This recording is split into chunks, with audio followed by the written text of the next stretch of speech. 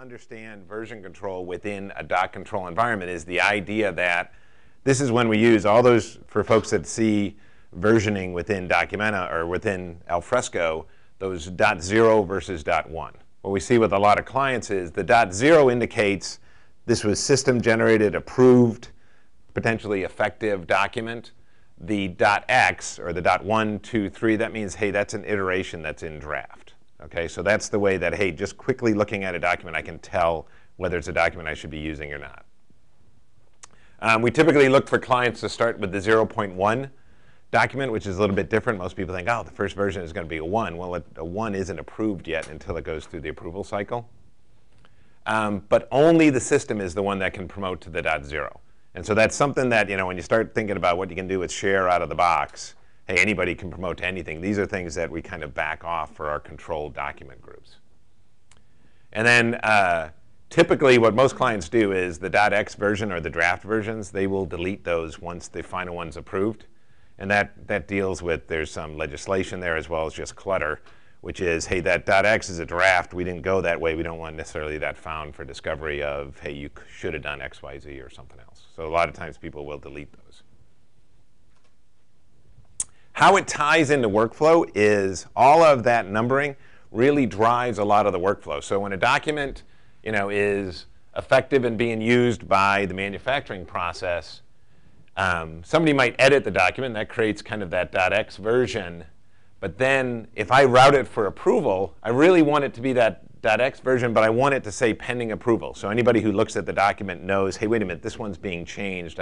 Maybe I got to check before I see it changed. Once it gets approved, the version gets moved to that 2.0 and approved. And then a lot of times we'll have clients say, hey, it might be approved, but I haven't released it for the manufacturing process to use yet, so it'll go to an effective. And so typically what we talk to clients about is there's a version number, and then this is what this approved button is. It's a property, but it's really what people call a life cycle, because the document moves through from draft to approved to effective, and then maybe at the end to obsolete. Is that making sense to everybody? I know we got a lot of different groups in here, but it's key to understand that unlike some of the other workflow demos where, hey, I'm going to create a workflow and I'm going to send it, as this goes through the workflow, it has to change the documents that are attached to the workflow, right? So that they are, and it has to clearly indicate to people, hey, where are these documents within the process? When it comes to security, you got to think about, hey, the person who is the initiator of this workflow, he can make the change to the draft, but after that, really, when it comes to all those different properties, he should really only be able to read it.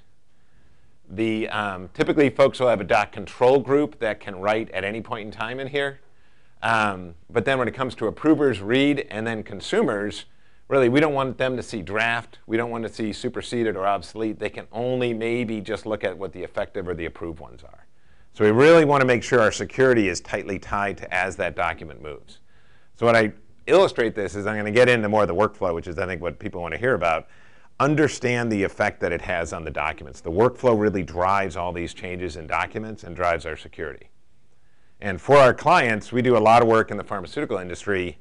The biggest thing is if the FDA comes in and finds that these, that, hey, this person could write or this person used this superseded document to make this product, that's, they can find them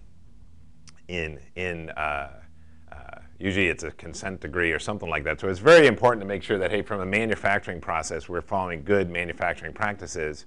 People are manufacturing the products based on what is the document that they're supposed to be manufacturing it on. A lot of times we'll have clients that will make sure that, hey, when it comes to, you can't even print out some of the documents, or we put a big stamp, good for only this day, because you don't want people using the same document over and over again if it's potentially going to change. Okay? We always talk to people when it comes to that consumer, think about a consumer as just someone who's coming in to look for the document. Sometimes when we look at the out-of-the-box content management, share would be an example. It can have too much stuff in it, too much browsing, too much other stuff. We really want to focus them on a very clean search that's driven for just these type of documents. So this is one of our products. You're going to see it in the demo, which is, hey, if I'm looking for these corporate type documents, I might be able to put in a document number. I might be able to select a document status. and then some specific dates and get a list of those documents back. Okay, we've had a lot of luck with clients when it comes to, one of our clients has 200,000 documents. They really want this kind of quick, effective, focused search, and this is the HPI product that I'm going to show a little bit later. For document viewing, so I'm almost into the workflow, so hang in here. I'm trying to do this in that lightning round. I don't know if people went to the lightning round thing, but most of the time we talk to people, even though the documents are created in Word, we really want to display them only in PDF. And there's a couple reasons we want to display them in PDF. We don't want people to bring them up in Word and make a change and then print it out and use it to manufacture a product. The other thing you're going to see is that we do a lot of overlays on top of documents. So the idea is when someone looks at a PDF, we can put headers and footers on it to indicate what the properties of that document are, so that, and maybe even a watermark across the top of it, so that they can clearly see that they're using the right document, and those headers and footers are controlled by the system. So if you look at, something like when it was printed, confidential, you're kind of seeing a watermark across the top of it with that one. And then this is one from Sargento's, one of our clients, that you can see I blacked out their stuff, but you can see that, hey, when it comes to the, and Sargento cheese, everybody know Sargento cheese? There's a little provolone thing up here or something. But basically, the stamps on the top and the bottom come from the system. So when they write the document, they don't write the headers and the footers. We place the headers and the footers on there based on the values of the property. So instead of someone, you can see where if you have a document that you put in here, title is provolone 6-inch sodium, and then you put the property that says provolone 4-inch reduced sodium, you could have a conflict of what it says when you search for it versus what it says in the actual document. By keeping these on and then displaying them on the top and bottom like that, it keeps it consistent as far as you're looking at the right document. Any questions on the whole doc control? How many people are doing doc control with Alfresco? We don't see a lot. Just a little bit, trying to. Okay. It's something that we definitely, did a lot of in our documentum practice. We had like I said, this is a hospital products manufacturer in life science that was documentum, migrated to Alfresco. Knew all of these things had to happen in the old system, so these are things we've helped them do in the new system. So change request or change order, and why we kind of stress it for people to understand workflow, it's a very difficult workflow process. So typically it's a very complex form to initiate a change to those documents. So I have and I'll give an example. I have some manufacturing instructions say, hey, you got to do this, and then mix this with this, and then do this, and then do this. If I want to change that, I have to go through a process that makes sure that that change is approved and the document is released at the right time, and that once it's released, people are following it. So it's a very complex, especially in a regulated industry, to make sure that the right people are approving the right document. So it gets a little bit crazy when it comes to, and I can go through a lot of examples of when it comes to what we need to do for workflow. Example I always like to use, so a pharma company, so if they have a drug and it has a certain cap from a manufacturer, so it has a certain cap and that cap has been leaking, and they want to change that, you think about the number of documents that go into that. They have a purchase specification, bill of materials, packaging instructions, other documents per product. All those documents need to change in order for them to start using that new cap. They can't just throw it online and change it, and they got to get the right people to review it, especially with pharmaceutical products where certain drugs can have leaching effects on plastics and certain packaging. You really need to be sure that, hey, I have the right people approving this. So what they're going to do is write up those instructions and other information and then route to the right people to review, is this a change we should do, and then actually implement the change as far as the change to the document. So basically what it would like to do is, hey, some type of user wants to change a document. They write up that change. It goes through reviewers and approvers. It might get rejected, comes back, but then it eventually gets implemented and the document gets released. So while this is, looks like very simple, I'll kind of bring in where it gets complex. This is one. So Exelon uses in their 12 different, how many, I always kind of date the audience. My guys, developers, Max might have, but not many people know 3 Mile Island from the actual accident. So the older folks do, the younger guys don't know, but Exelon owns 3 Mile Island is one of the plants they own. But this is what their change request looks like for changing a part of the plant. And they use our product to do these changes. And you can think about it from we want to make sure all the right people approve this before this is released. But this is what the paper form looked like. And you can see, that's a lot of stuff to fill out. What if I fill it out wrong? What if I send it to the wrong people?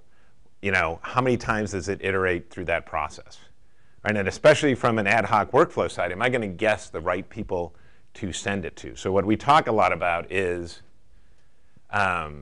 this idea, and I'm going to start bringing up some of these ideas of the document change best practices is, hey, if I'm going to send documents out for people, remember I showed that example of the purchase request, the bill of material, I'm going to send it to them all at once. Hey, here's all the documents that relate to this change I'm doing. So I want to do all these documents at the same time. So I don't want to distract that person by seeing approve this, approve this, approve this. It brings up the idea of a change packet. So I have a form that describes what the change is, as well as all the attached documents. It's a very complex business process, right? Changes often, the approvals, data points. While it would benefit from some structure, it's impossible to put it into a structured process so much. So one templated workflow doesn't work for this. Different, especially when it has Exelon. They have a 3-shift operation. Obviously, the power's running all day. You can't send it to the same person or the same group all the time because different people are on at different times. Complexity, what we always talk about, the complexity of workflow is creating all these workflow templates. What if I have lots of different scenarios that bring in different people? The workflow template often requires IT to do it, and then they don't always adapt with the business change. And then the approval side, we always say this is an easy one is, if it's not intuitive, it can be too complex. How am I really approving this?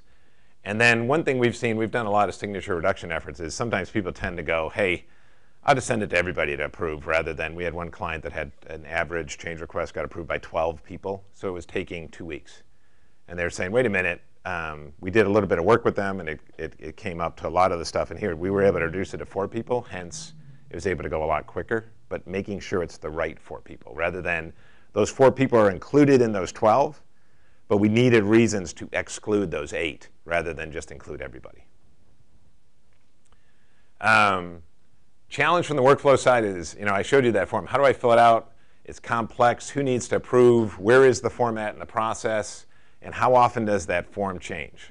So you think about it, if I have certain rules that say, hey, when I want to change any form related to this product, if I add a new product, hey, now I need to have rules in there for that new product of who needs to get pulled in. Solution that you're going to see that the Active Wizard shows off is a configurable framework to enable changes to the business without validation is a pharma word, but basically without recoding, right? So that I can change stuff, and then simplify the form completion and approval process. It should be easy.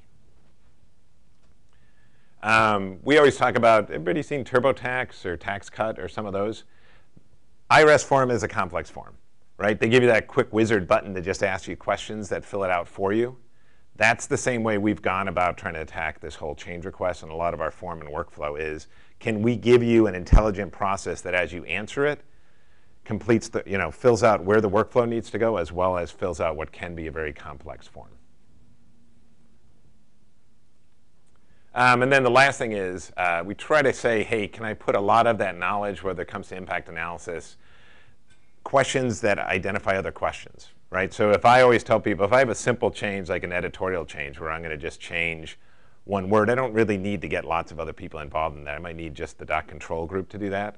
But if I'm changing an actual component of the product, I might need to get regulatory, safety, cross-discipline review, all those type of things. And then last thing, I already talked about this, signature reduction is ask lots of questions so that I ask so that the form and the workflow can be simpler. Complexity, right, I already talked about simpler. And then approval, last one is more intuitive. It should be easy, right? It should be, hey, do I have all the information here easily available to me to make my business decision of should I approve this, and be able to hit an approve or reject or a delegate button. So that's what I always tell people. And how many people we had? We had a smattering of 5 people that had done workflow. The biggest things it's got to be simple to create. It's got to be simple to approve. If you really want to get users involved, I tell people all the time, the great thing about doc management is if there's 10 of us and 5 of us are using it well and the other 5 decide not to, at least the 5 of us that are using it get some benefit from it. The problem with workflow is if I send it to those 5 people that aren't using it and it just sits in their inbox, it doesn't work for any of us. So I always tell people workflow is the harder thing for us. And so therefore, those 5 people that don't want to use it, you got to make it simple for them to get in and approve it. You got to make it simple for them to initiate it and initiate it correctly. I think the biggest thing you want to look at in the workflow creation side is how do I reduce the errors that this gets sent to the wrong person or gets sent to the wrong place, or how can I quickly back that out and send it to the right place. And then the last thing, this validation impacts.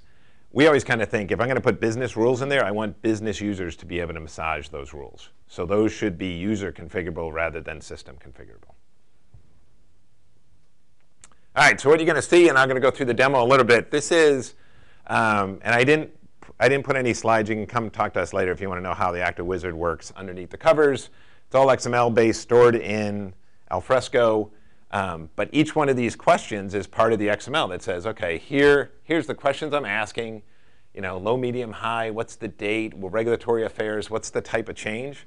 And then what you're seeing over here on the right is kind of that laundry list of, have I gone through all the questions?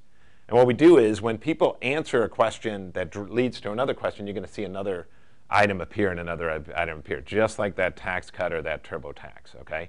These are all user configurable. I can add questions. I can add dependencies that say lead to other pages. But what you're seeing that's very different than the other workflow scenarios is, I tell people all the time, this is form and workflow. This form drives the workflow. So if you look at depending on how I say priority of change, for our client, they had some workflow rules triggered that said, hey, if you say it's high priority, then IQA has to approve it. If it's medium, they might, and we're going to ask some more questions to see if they have to approve it. And if it's low, they don't. So you're already kind of removing people if you depend on how you fill out that priority of change. The other part, though, is based on how I answer the question. So if I say I'm going to need CR approvers, I can come up with a filtered list of, OK, who are the people that satisfy that requirement? And we've tried to do this with rule-based. And we struggled because at the end of the day, the users always, and I can go back and forth of, the users always say, no, I know who's working and I know who, so there's always a little bit of user intelligence. But you think about it for Exelon, they have 12 different plants. I don't want to show them a list of all the users in Documentum that aren't even working at that plant. If I say Byron as one of the plants, I should only show the people of that role within that plant that they could pick. And now what you're getting to is, what's different about this than your normal workflow is, we're going to create a custom workflow on the fly with this person after the Active Wizard is done. So you think about trying to do that with a template. That's very, very difficult to do with a template because you need to have every scenario in there. With our scenario, you complete the form, and then based on how the form's filled out is how we do the workflow. So you could have an infinite number of possibilities. And we have tons of templates we generate based upon every time someone fills out the form. This is what, when we talk about workflow, this is what, we'll say priority 1, 2, and 3. And basically, this is just sequential. But you might even see sometimes, we can say there's 2 priority 2 things. So you can think it stops, goes to 2, comes to 1. This is kind of more of a tabular interface as far as after I'm done with the form, here's how it's going to get routed. And you're going to see, hey, here's why it was routed to this guy and this guy and this guy. So because I said the priority of change is not low, it needed to go to Mike Jackson because it's high. Because I said regulatory is needed, we picked Conan O'Brien. And then because CR approval wasn't blank, he actually picked 2 people. So this is one where it goes 1, 2, and then it splits out to these 2 folks. Key thing is, we haven't started the workflow yet.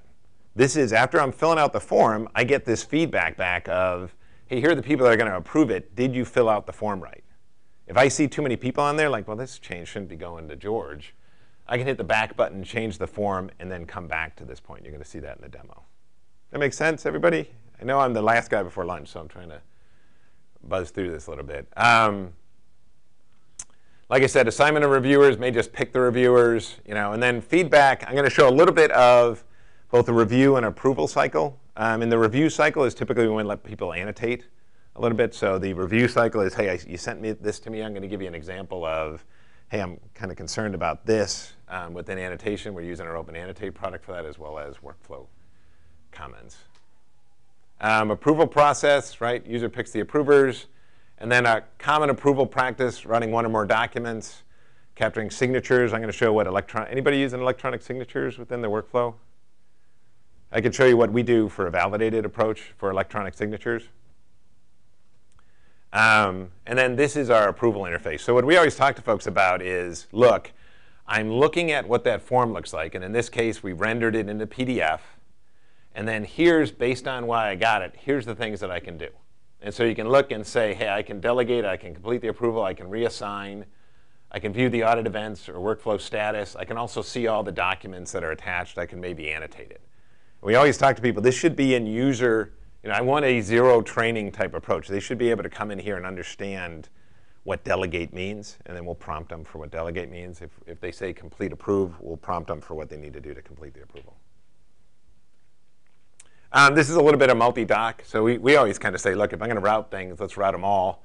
I can approve them all, or I can approve or reject selected ones if I want as well. I'm not showing that in the demo, but I thought it was something as people are looking at. When you're routing stuff for approval, you got that user's, he doesn't want to get, if there's 10 documents he approves, he wants to approve them all at once. He doesn't necessarily want to get 10 different inbox alerts to say approve this, approve this, approve this, approve this. OK, so I will flip over to the demo.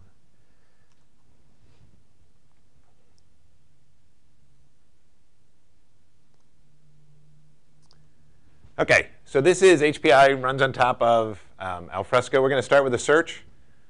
This is our basic HPI search. So it's been configured for their corporate documents. He's going to select a document. In this case, it's this 102 document. And as I'm looking down it, I'm going to say, oh, look, we changed from FuseMail to Gmail. And hey, in this document, we had email powered by FuseMail. OK, so we need to make a change to this document. It's going to go ahead and initiate a change request. And that's going to bring up the ActiveWizard form. So what you're seeing is you're going to see kind of those red marks. And George is starting the form. And now he really cranks on this. I'm going to hit the pause if there's any question. It slows down later on. But all of these questions have been built. And you're seeing, this is the start of a workflow process. But it's not only the start of a workflow process, it's the back-end reasons for why the workflow process is starting. So if you think about that error of I sent it to the wrong person, hey, I can read this and figure out, oh, I know it went to me because he filled it out this way. OK? So George is going to go through here. And as he goes through, you're going to see it gradually move from one step to another. And I'll fast forward through his typing of. We go back and forth about should just, sometimes people want to put, I'll go a little quicker through there. One more back. There you go. We actually use it for a hospital that, let me hit the pause here. That last thing you saw was a rich text. So instead of just doing a normal fill-in-the-blank kind of text, the hospital wanted the rich text because they were using it for prescriptions. And they wanted to do uppercase, lowercase, and all that other funky kind of fonts that you can't do in a regular text box. So some people, if you want to use bold, we can let you use bold in here. But so what you're seeing is George has completed the first three. He got the yellow or the green tick marks. He can save and exit at any time he wants. But now he's working through, and he's picking. So he picks Mike Jackson as the CCM. Now it gets to this next one, and it says, hey, should I do this now or later? It says he left it later, because he just wants to send this out for a quick review. And what you're seeing is he went through all the different summary screens. And now for this one, wow, God, he goes really quick on this demo. For this one, there's only one approver right now. And I'm going to show you how that form changes to add other approvers as he goes through it. OK? So for this one, it said, hey, it's going to Mike Jackson. But you think about it, this started a workflow without the user really addressing the I got to know what a workflow is. He just picked a person and said why he's sending it to him.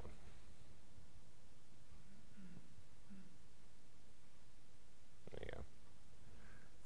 So now what we do is that whole process is stored in Alfresco. And so this is our big save of the XML. But what we're doing is we're rendering everything that I just answered in a PDF. And you're starting to see some of the, oops. As far as this, those are those overlays I talked about, right? The system is putting them on there, so I clearly know when this was created. And then what he's going to do is he's going to go ahead and start a review route, which says, look, Mike's already on that. I'm just going to send it to Mike for a review. So this isn't a formal approval. This is a review route, which is just, hey, should we even do this? What do you think? Mike gets an email saying, hey, there's something that's been sent to you. He clicks on it. It brings him to his login ID. And then once he comes into that login ID, because we want to make sure he is who he says he is, it brings him right to this process of, okay, here, I want you to review, what do you think? He's going to look at it and say, well, it's not quite complete. I'm going to go in and edit the form. And that one question that you said, later to, I'm going to kind of fast path down to this later one as far as timing. And I'm going to go ahead and change the form to say I want to do it now, because I'm the guy who knows who that has to be. So I'm going to go ahead and say that I want it to go to engineering. And then based on where I am in engineering, here are the people that I can add as users. So I'm going to add Alice. So the workflow hasn't really started, but now you're going to see as he gets to the next part of this, it's now there's two people in the workflow. So now it's not only Alice, but it's Mike. And Alice went before Mike just because of the rules that we have. The other thing is, as he's looking at the form, he doesn't want to change every part of it. But he looks at one piece and says, wait a minute, this change category C, I don't necessarily agree that that should be change category C. I don't want to just go edit that and change it so he didn't know it. I'm going to go ahead and annotate it. It's a PDF document.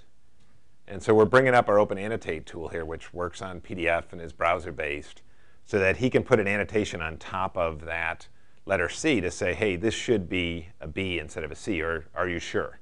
Because it's not really his role to just change it. Can the other reviewers see the same annotations? Correct. So anybody who looks at that PDF can see those annotations. And the nice thing about Open Annotate is we're on the PDF framework. We can show it within any time you look at the PDF, or we can show it only when you hit on Annotate. Same security that we have all the time is you can't edit somebody else's annotations. That's kind of how most of them work. Is the annotation stays with the document, or it's separate? It stays with that version of that document. So it stays, if you think of this PDF as a rendition of the XML, the annotation only stays with that rendition of it. Okay? It's gone, correct. Yeah, that's another when we talk about, you don't want somebody saying, hey, there's a, hey, we should have changed this. You don't want that sticking around for a lawsuit or something else later on down the road, or discovery. Well, because you decided not to do it. It's not trying to limit liability. It's more of a, no, we talked about that. We decided not to, and we move forward. We're allowed to do that. So Mike adds a little point saying, hey, I think this should be a category B. And you can see it's kind of, he's going to go ahead and save it.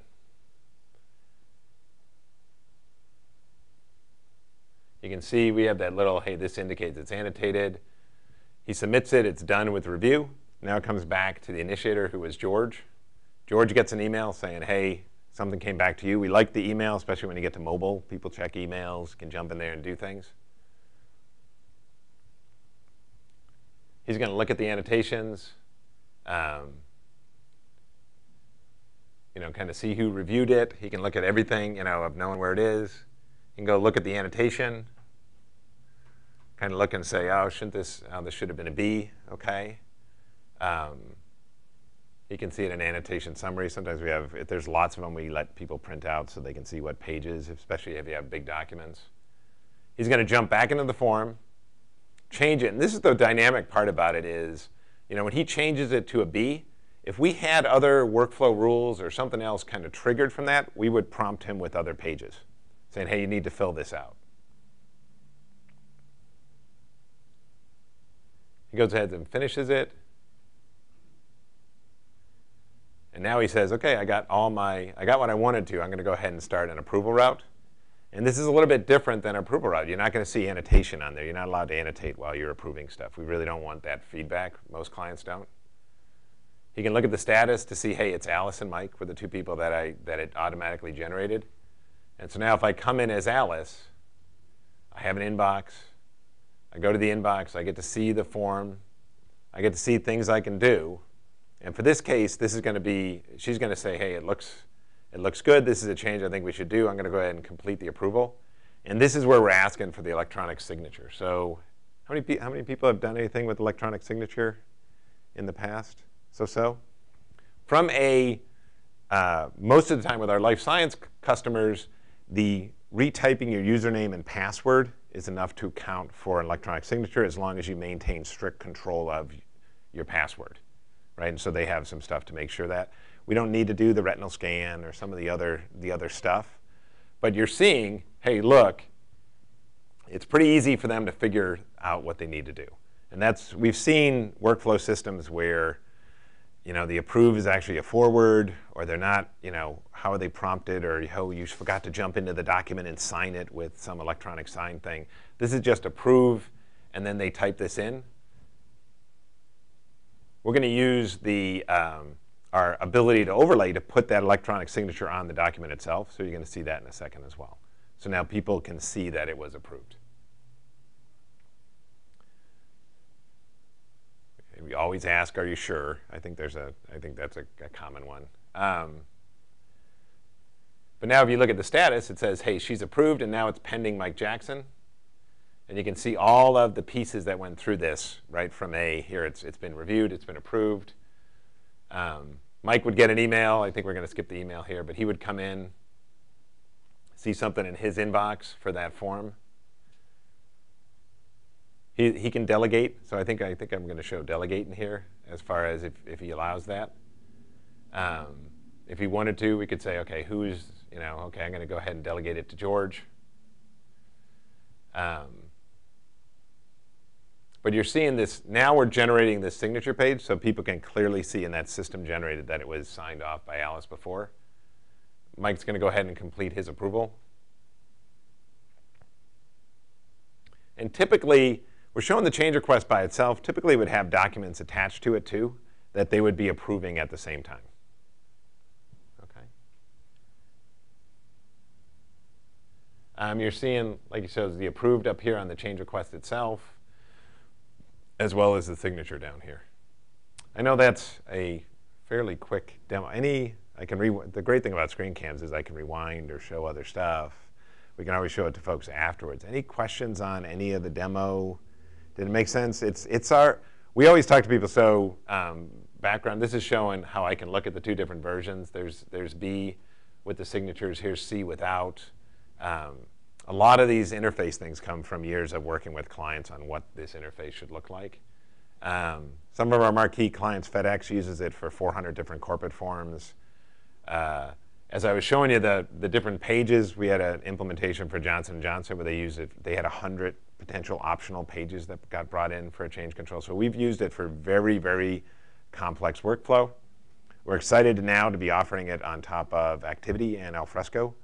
And it is in the process of being validated right now for our clients. So if there's folks in regulated industries, we'd say, look, pharma and our nuke regulatory, that's as high end as you can get from the detail they put into the system. Any questions on, did it make sense? I know it's the last one before lunch. Did it make sense as far, go ahead. Yeah, this was very helpful. I was kind of coming from a different perspective. I need to get lots of small objects approved. And I'm thinking that I could use a system like this and say, here's a URL, go validate a site. Yes, it has what you want. And behind the scenes capture, these are the digital assets that change. This is right. the version of the code that I'm going to publish. Right? Well, and that's I think what we try to do with that form is to really generate, hey, if I'm going to generate a workflow, ask questions on that form that indicate which stuff you want them to approve, and then show it to them in the approval saying, here's the stuff you're approving. And where I see this from a Right. Right, where we're going to a meeting and everybody's listening to everybody's change, and the reality is I only want to be notified about the changes that impact my part of the system. I don't care if SAP upgrades the database. Right. I have no interest in that particular part, but I care very much if you're going to take the network down on Sunday because I was planning to. We have used it for, when it comes to IT, new user procurement, right? Of the, hey, which systems do they need to be on? And if you say they need to be in this system, we should have the workflow go to that system. And that's an example where that form, that configuration is changing all the time. Right. Because I'm going to do different things. So Right. You have a new system. We have a new policy. We have a new this. You'd like the user to be able to go into the form and add more questions on it rather than you having to create a new template every time you do that. And so we're driven by that form. Sargento uses it for 401k forms. So you think about that. Once a year, their HR system keeps what your elections are, but it doesn't really have a document that says what you chose last week or so basically we look up what their current elections are, let them change it, and we save the document of here's what your elected changes were, and that's the document that goes back to the user, right? Because the database is kind of bad for the whole versioning thing, where a document that they can read, hey, you said, your son wasn't over 17 or blah, blah, blah, or whatever those type of questions are. Any other questions, thoughts? Oh, are we really? Oh, sorry, I thought I was buzzing through that for you, Max.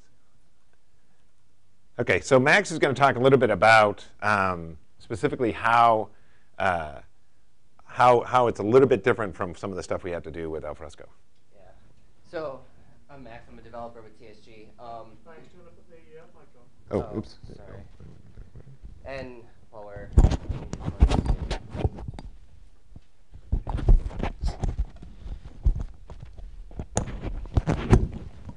so what's interesting is these companies, they come from this proven structure and they have these systems that work, and if they've done it on Documentum, the sales guys will be, oh, we're Alfresco, we're a competitor with Documentum.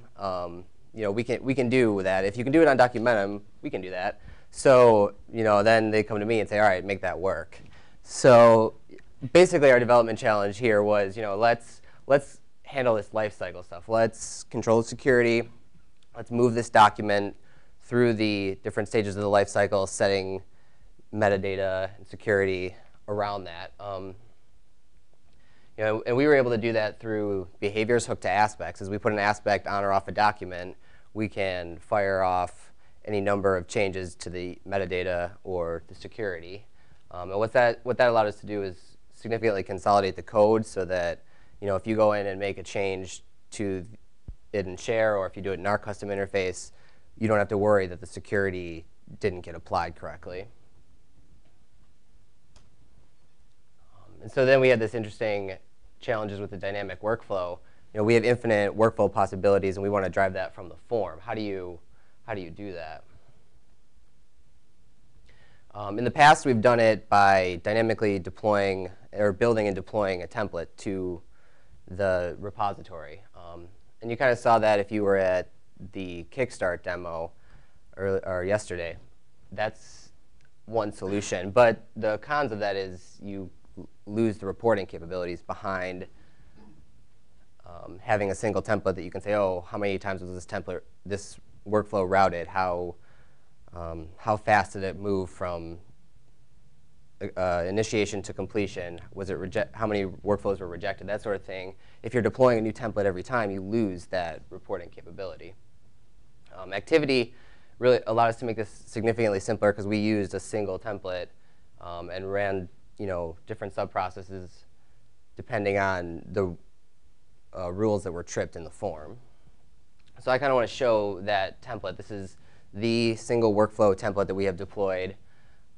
And what happens is when a user initiates the workflow, we build up just a plain Java object describing what that workflow is going to look like. How many instances of each activity are there, and are they in parallel or serial? We move here to a service task, which, like I said, that's just going to change some aspects around, maybe fire off an email, and get everything ready to go for the workflow. Initially, we did this all in JavaScript. You can do it all in the JavaScript API. that Alfresco provides. We ended up moving into Java just for convenience. And then what we have here is an embedded subprocess. And you can see that this is a sequential one. And so if you remember the form that Dave showed, the workflow summary, each of those boxes gets one of these. And as the user completes that task, it's going to move it to the next one. And if at any point someone rejects the workflow, we can just set an exit condition that bails out completely and moves over to the workflow failure.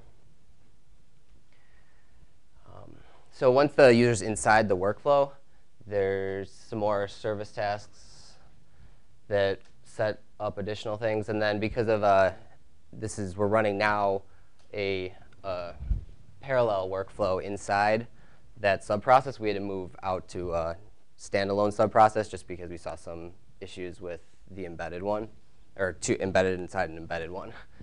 But again, if you reject it, the whole thing is going to move out to the failure. And if everyone is approved, it's going to set the status to approved and move there. Another interesting challenge we had to face was versioning and security. In Alfresco, it's not out of the box. You can't just set security on one version for some users and different security on a different version for other users. So what the clients need are, oh, this is the effective version of the document. Let's let everyone see it. And oh, this is the pending approval version. We don't want anyone seeing that till it becomes effective.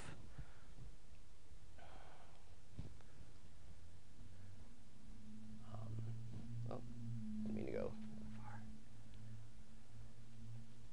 So I have a chart on that. Another issue we had, I think it's maybe later. But the scenario here is, all right, so now you've modified properties on a version, but that version's already frozen in the version store. How can we get around that? Pretty simple. We just delete and recreate the version. I can show what that looks like. In Alfresco, when you create a brand new node, the version store is automatically frozen with an association of that, or a copy of that version. And when you check it out and check it back in, again, you have this scenario where the version 0.2 is already created. So let's say you associate a document and change a property. The name is changed. Well, if you were to version it, yeah, you'd have the changed name here, but then I actually changed the name on version 2. So the user thinks that, oh, I made this change to document 0.2, and now if you look at the version history, it's going to show that you didn't make that change on version 0.2. So we were able to just delete it and then recreate it. And now when you version, it looks how you would expect, where the name is changed in the version history. So then we have another issue that was interesting to come across was we want our PDF rendition associated to a specific version. If you have looked at any of the way Alfresco handles renditions, the node's created, the version history is there, and then the PDF is rendered and associated with the workspace node. So then as you move along, your rendition is not going to match what's in the version history. So in our example, you saw how that signature was added to the rendition. So now that rendition needs to have that signature page on it, and we need it to show that that's associated with a particular version. We were able to get around this issue by storing the rendition as a separate content property on the node. If you've done anything with the content model, you'll see that content's one of the property types. This way, when we render it, we set it as a property, same as if we changed the name in the slide before. We can just delete it, add the rendition property, delete the version, and recreate the version. Now that rendition is actually frozen to the right node in the version history. So I moved through that pretty quick. It's probably almost lunchtime. Any specific questions? I think that the part of, dot control is something we've been working with Alfresco as far as something that they got to move more into. This is the kind of stuff that we see with the heavy-duty dot control. We're happy to add our stuff on top of Alfresco to give them this solution. one thing to look for is,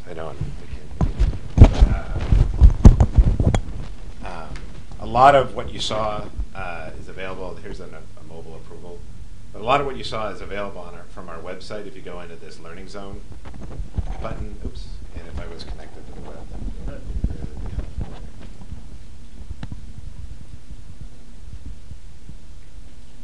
Well, Jeanette, what sort of tool set do you use for working with Activity, and how does Activity perform relative to other workflow engines?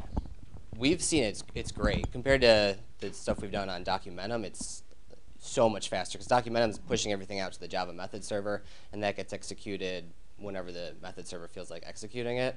Whereas Activity is just, it's been blazing fast for us. And we're using Alfresco 4.0, and that's Activity 5.8, I want to say, or 5.7.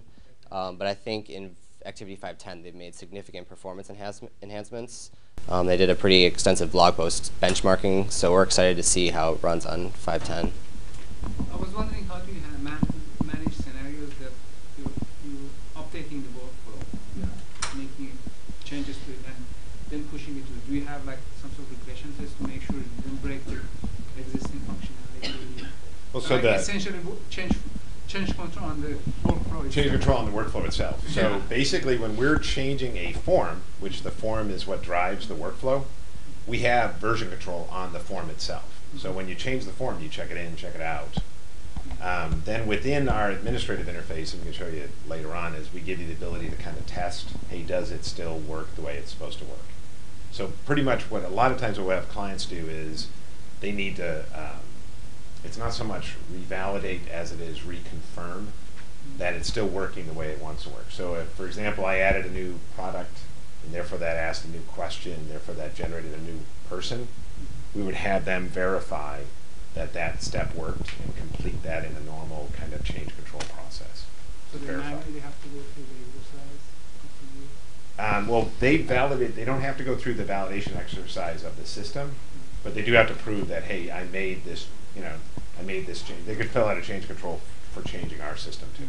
We don't have any automated tests necessarily that test that, but we've validated that if you add,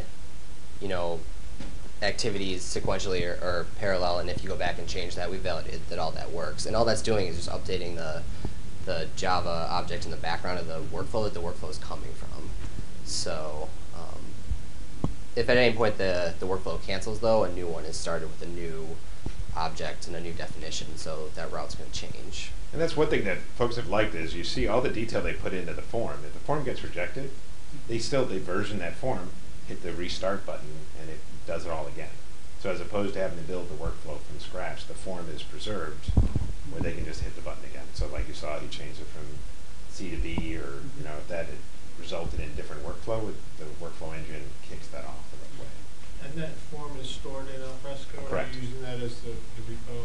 Right, and that's what you saw when I was doing my little search, the search on the form. It's stored, it's XML, but it has a PDF rendition so that people can read and print it and everything else. We have some complex, so that's what I was saying, the Actor Wizard and the Learning Zone, all of these are screen cams that you can go to look at if you wanted to see the corporate forums. They all have, this is the FedEx one. You can hear George kind of talking in the background. They all have video as well as audio to get an idea of what types of forms we've done. But we think it's the key for getting workflow done is form and workflow rather than just workflow. Form and workflow describe what you want to do and kick off the workflow the right way rather than just workflow and then, Yeah, well, we certainly run into that challenge of we don't have the cycles to keep editing the workflow as the business changes, right? A department may totally go away by the time you release the workflow. Well, and this has been, so this, what you're seeing here, this is an older version. But, no, this is. but, so like you said, there was 400, 400 forms is what FedEx is doing. This is an older version of the Actor Wizard that doesn't have the Flex interface on it yet, but they've been running for 3 years with that. So we, and those are everything from, like you saw, the profile update to 401k to vacation request. But they all get routed in, to the right folks. Any other questions? Yeah. how do you handle a case where two people try to initiate a change request on the same document, not knowing of each other? Maybe. Well, the part is when you attach that document, whoever attaches it first, we're going to put that document into a draft mode. And so this it's gonna error out and say, oh, this document's already attached to change form 123. And so you can go look at change form 123 and see who else is routing that change document. But we do have a lot of Exxon. I always think has a where they batch up a bunch of change requests that wait to, if you know anything about the utilities, and especially a nuke one, they bring it down once every 18 months to change the core. And so they'll have all these changes say, hey, once the plant's not running, we got to do all these. So they'll have hundreds of changes waiting to get implemented. So a lot of this stuff is, but they'll work on, hey, when the plant's down, do this. Everybody says, good, you do this. And they're all related to each other. So there's a lot of complexity about how they get implemented. Same thing for any other manufacturing process, right? When the line is down is when you want to make all your changes. That help? Any other questions? We're the last ones before lunch, so free after this. If you want other questions, come up and grab my card or Max's card. Yeah, we should have put our emails up, but if you want, come up, grab them. Yeah, and then look if you want to see a live demo, I can show it from my computer. Or if you have more technical questions, I'd be happy to